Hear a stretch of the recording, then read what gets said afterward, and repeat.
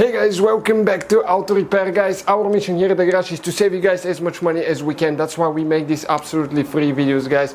Let's go ahead and start on it now.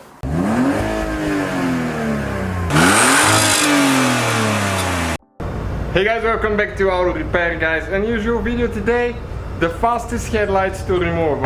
Okay, you know, usually most of the new vehicles you have to remove the bumper cover to remove the headlight. I want to show you here on that Land Rover Discovery guys. Check out how long it takes to remove or replace headlight. All we have to do here, squeeze that plastic piece, okay, to remove that plastic piece, but you don't even have to. You can steal somebody's headlights without even opening the hood. All you have to do, pry here, pry on the left side, one on the bottom, and remove the wires. Do not steal headlights, okay?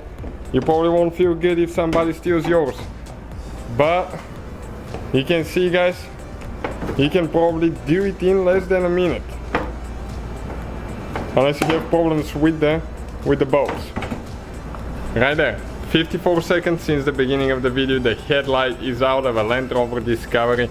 This is a 99 to 2003 model guys, so thank you for watching, please subscribe.